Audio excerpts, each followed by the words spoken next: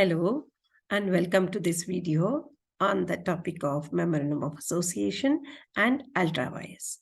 If you are going to become a businessman or an entrepreneur, it is really very important to have a clear understanding of these two terminologies. Those are Memorandum of Association and Doctrine of Ultra-vires. Okay. And these two concepts are very important from examination point of view also. And why these are important, these to define the powers and the limits of a company. In this video, we will explore what these concepts mean and how they are related, okay? And what are the implications also you will learn in this video, okay? So stay till the end of this video. I'm Dr. Indraini Katti. Let's begin the discussion. Okay. So as all of you know that this Memorandum of Association is a legal document and a fundamental document, that is fundamental law of the company, right? That sets out the purpose, objectives, powers of the company, and the capital limit of the organization, where the domicile is going to be situated. Everything will be there in this document, and it acts as its constitutional document also. And it defines the boundary lines, okay, boundaries of a company's activities, and acts as a contract between the company and its shareholders. And let's move on to the ultra-vires. What do you mean by ultra-vires?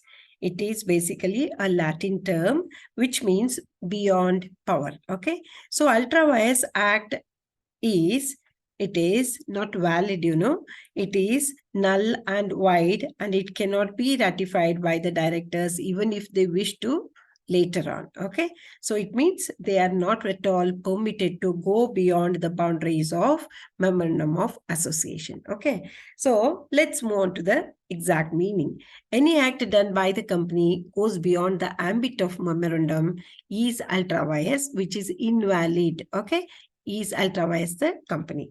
So the object clause in the Memorandum of Association of a company contains the objects for which the company is formed, in fact. Okay, so there are 5 clauses, in the Memorandum of Association, and the object clause is very important, which focuses on what are the objectives of a company, right? So within that framework only the company is permitted to act.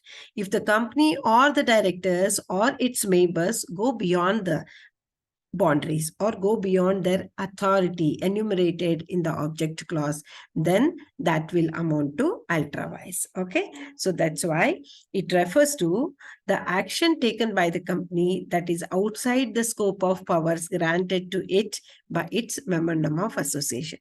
So this Memorandum of Association is a very important document which clearly gives the boundary lines to act with. Okay, so the directors may be there or the company members may be there. They're not permitted to go beyond this boundary line of a Memorandum of Association.